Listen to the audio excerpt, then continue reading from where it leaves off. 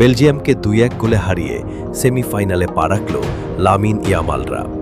তবে জয়ের আনন্দের মাঝেই গ্যালারিতে দেখা গেল এক দারুণ মিষ্টি ও মজার ঘটনা। স্টেডিয়ামের গ্যালারি থেকে এভাবেই লামিন ইয়ামালকে বারবার হাত নেড়ে শুভেচ্ছা জানাতে দেখা যায় তার আদরের ছোট ভাইকে। কখনো জিব্বা দিয়ে মজা নিচ্ছেন, কখনো হাত ইশারায় লামিনকে ডাকছেন।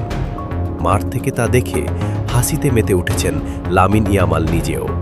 এমন দৃশ্য দেখে হাসি থামাতে পারেননি ধারাভাষ্যকাররাও। হাসতে হাসতে যেন ম্যাচের সব মুহূর্তই কেড়ে নিলেন ধারাভাষ্যকার লামিন ইয়ামাল ও তার দুষ্টু সেই ছোটটো ভাই। কোয়ার্টার ফাইনালে আজ বেলজিয়ামকে 2-1 গোলে হারিয়ে সেমিফাইনালে পা দিল লামিন ইয়ামালদের Spain. Man of the match হয়ে ম্যাচের সেরা পুরস্কারও তুলে নিয়েছেন স্পেন ও বার্সেলোনার এই তারকা ফুটবলার। ম্যাচ জয়ের পর যথারীতি উল্লাসে মেতে ওঠেন তরুণ এই তুর্কি। ঠিক তখনই ক্যামেরার লেন্স ঘোরে গ্যালারির দিকে, আর সেখানে ধরা পড়ে এক অভূতপূর্ব দৃশ্য।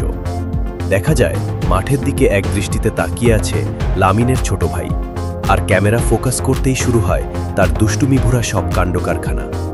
কখনো হাত নাড়াচ্ছে, কখনো মুখের জিব্বা ফুলিয়ে মজার অঙ্গভঙ্গি করছেন, আবার কখনো লামিনের দিকে তাকিয়ে তাকে নকল করার চেষ্টা করছেন।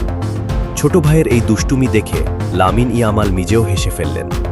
আশেপাশের দর্শকরা তো বটেই, এমনকি খোদ ধারাভাষ্যকাররাও এই মিষ্টি মুহূর্তটি দেখে হেসেই খুন। ভাইকে ডাকার এই চমৎকার ও খুনসুটি ভরা ভিডিওটি এখন নেট দুনিয়ায় রীতিমতো ঝড় তুলেছে। বন্ধুরা, লামিন ইয়ামালের ভাইয়ের এই কিউট দুষ্টুমি আপনাদের কেমন লাগলো? কমেন্ট বক্সে জানাতে ভুলবেন না কিন্তু।